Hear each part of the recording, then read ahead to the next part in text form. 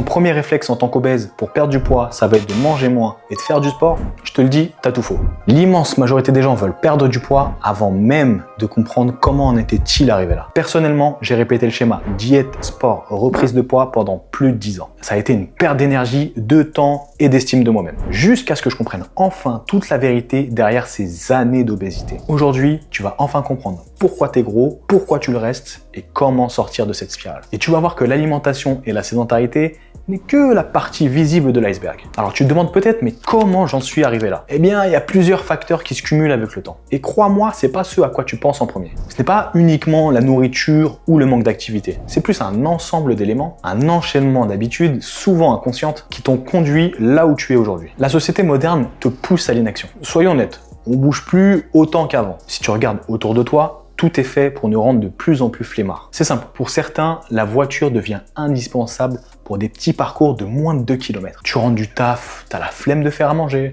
Ok, pas grave, on va se faire un petit Uber Eats et un Netflix and chill. Dans 20 minutes, t'auras le livreur en bas de chez toi avec ta petite commande McDo, tes 2 menus Maxi Best-of à 40 balles. Quelle misère, quelle souffrance. D'ailleurs, mettre 40 balles dans un menu McDo qui est dégueulasse et qui va pas te caler, ça aussi, il faudra en parler. Mais ton corps, il n'est pas fait pour ça. De base, il a été conçu pour bouger. Et si tu le fais pas, il va stocker naturellement l'énergie sous forme de graisse. Ce stockage, en fait, c'est une réaction naturelle de ton corps qui va te permettre de économiser de l'énergie. Mais c'est aussi un des facteurs qui te maintient dans ce cercle vicieux. Le problème, c'est que ce n'est pas que toi qui es responsable. La société dans laquelle on vit, elle nous rend de plus en plus inactifs. Et là, je te parle pas seulement de la bouffe qui est hyper accessible, je te parle aussi des services de manière générale. Je vais rien t'apprendre en disant que l'être humain, c'est le mammifère le plus intelligent qui existe. Ça, c'est sûr. Mais le problème, c'est qu'il met cette intelligence au service de sa flemmardise. Je pourrais te citer tellement d'exemples. Les escalators, les ascenseurs, les tapis pour aller plus vite là dans les aéroports. T'as certaines personnes qui, une fois sur ce tapis, arrêtent de marcher. Elles attendent. C'est un délire de faire ça. En fait, tout ce système, il a été conçu pour nous rendre tout accessible à l'extrême. Ce qui fait qu'aujourd'hui, ce confort, c'est devenu un mode de vie. Et vient s'additionner à ça l'alimentation. Les sucres, les graisses saturées, les additifs, toutes ces conneries-là, qui sont fabriquées pour que tu manges toujours plus. On pourrait en parler pendant des heures. Mais tout ça, je pense que tu es au courant. C'est la partie visible de l'iceberg, on va dire. Et aujourd'hui, moi, je veux vraiment mettre l'accent sur cette partie immergée de l'iceberg qui, selon moi, est en partie responsable de l'obésité internationale. Attention. L'une des causes majeures du surpoids, et elle est peu abordée, c'est l'alimentation émotionnelle. Manger ne sert pas forcément toujours à répondre à un besoin physiologique. C'est aussi un moyen de combler un vide, apaiser une douleur, ou gérer des émotions, qu'elles soient positives ou négatives. Et c'est là que le vrai problème commence. Ton rapport à la nourriture est bien plus souvent émotionnel que rationnel. Dans notre société, la nourriture n'est pas seulement une source d'énergie. Elle est liée aux émotions, aux souvenirs, aux habitudes. Dès l'enfance, on nous habitue à associer la nourriture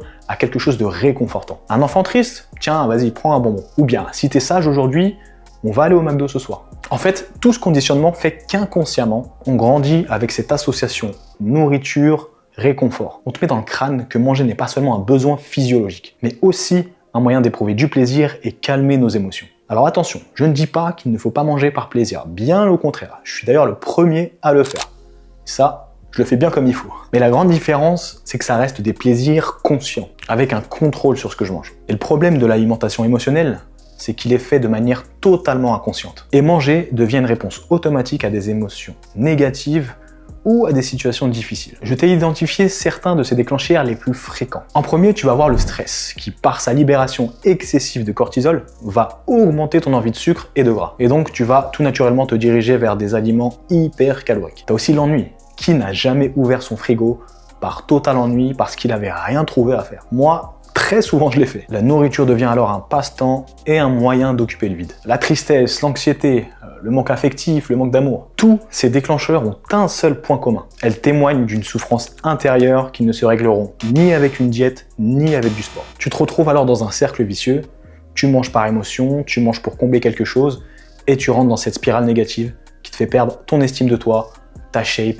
et tout le reste. Maintenant que tu comprends pourquoi tu es devenu gros, il est important de savoir pourquoi tu le restes. Comme on vient de le voir, ce n'est pas seulement une question d'alimentation ou de fainéantise. Il y a plusieurs facteurs qui te maintiennent dans ce cycle infernal. Le problème fondamental avec la majorité des régimes, c'est qu'ils n'attaquent qu'en surface le problème. Le poids, la diète, le sport. On te vend des solutions rapides, des transformations épiques, 90 jours, des plans alimentaires venus de l'espace. La science dit que ok, d'accord. Mais en réalité, tout ça ne sert à rien tant que tu ne règles pas les causes profondes qui t'ont rendu obèse. La perte de poids, ce n'est pas qu'une simple équation calorique. Elle est aussi et avant tout psychologique et émotionnelle. Donc si tu ne guéris pas ce qui t'a poussé à être en surpoids, eh ben, tu vas forcément revenir à tes anciennes habitudes. Et donc reprendre tout le poids, voire même un peu plus. Et c'est ce qui explique pourquoi tant de personnes tombent dans cette spirale infernale, cet effet yo-yo constant. Tu suis un programme, ok super, je perds du poids, merci coach. Mais une fois que tu arrêtes, retour case départ quelques mois plus tard. Parce que tu n'as jamais traité les causes profondes. Le vrai problème, c'est que ces comportements, ils sont ancrés en toi depuis des années. Et tu ne pourras jamais les effacer du jour au lendemain avec une diète hyper calée, stricte, un programme sportif, etc. Parce que ton cerveau, il a pris l'habitude d'avoir de la nourriture pour solutionner tous tes problèmes. Je sais pas trop si ça se dit. Donc chaque fois que tu ressens une émotion négative, ton premier réflexe, c'est de manger. C'est devenu un mécanisme automatique. Donc tant que tu ne te focaliseras pas sur les vrais problèmes, tu sortiras pas de ce bordel. C'est pas pour rien si depuis tant d'années, tu as 150 régimes qui sont sortis là, mais au final, tu as de plus en plus d'obèses.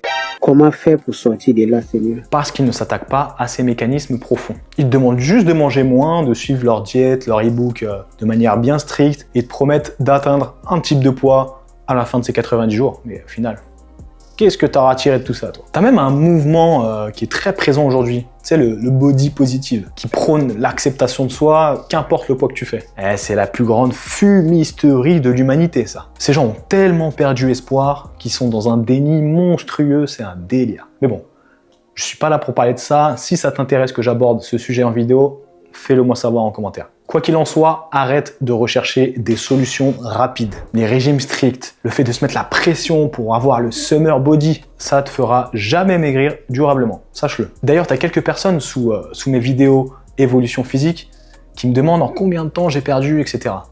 Sachez les gars que je ne répondrai pas, parce que c'est pas du tout la bonne approche à avoir. Si tu me poses cette question, c'est que tu n'as rien compris à la perte de poids. Donc intéresse-toi aux causes plutôt qu'aux conséquences. Ok, quand on a vu tout ça, tu vas me dire, mais comment je sors de ce merdier, bordel? Bah écoute, chacun est différent, donc il n'y aura pas de réponse universelle. Mais je vais essayer de t'aiguiller un peu, te donner 2-3 pistes pour déjà commencer à déceler quand tu t'alimentes de manière émotionnelle et quand ça l'est pas. La première étape, c'est de prendre conscience de quand tu manges par émotion. C'est simple, demande-toi avant de manger, est-ce que j'ai vraiment faim ou c'est juste une envie passagère? Qu'est-ce que je ressens en ce moment-là? De la tristesse, de la colère? Qu'est-ce que je ressens? Pourquoi j'ai envie de manger cet aliment à l'instant présent là? Une piste simple pour savoir si tu manges tes émotions ou non, c'est de voir quel type d'aliment tu vas manger dans telle ou telle situation. Parce que perso, j'ai jamais vu quelqu'un se réconforter en mangeant de la tomate. J'en connais pas. Manger ne doit pas être une façon de répondre à ton anxiété, à ton stress ou à ta tristesse. Parce que tu sais, une émotion, à l'inverse d'un sentiment, c'est quelque chose d'hyper rapide. Alors, essaie de trouver d'autres stratégies sur l'instant qui vont t'empêcher de penser à ça. Le sport et l'activité physique, par exemple.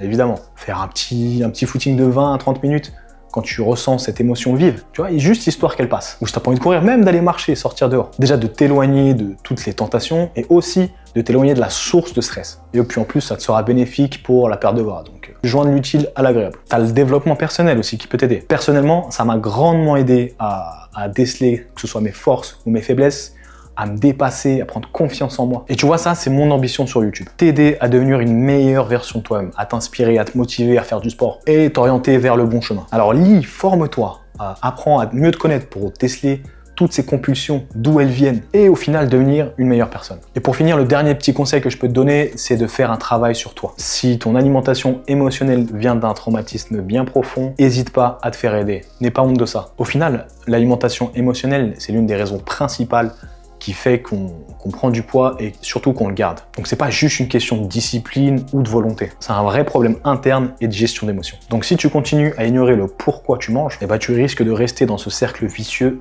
toute ta vie. Voilà, j'espère que cette vidéo aura pu t'aider. Si c'est le cas, dis-le moi en commentaire, ça me ferait plaisir. Abonne-toi à ma chaîne, il y a plein de projets qui arrivent, j'ai plein de projets en tête, que ce soit sportif, développement personnel, etc. Ça va être incroyable. Si tu veux suivre mes vlogs perte de poids plus jamais fat, je te le mets juste là. En attendant, moi, je te dis à la prochaine pour une nouvelle vidéo. Allez, ciao. Bah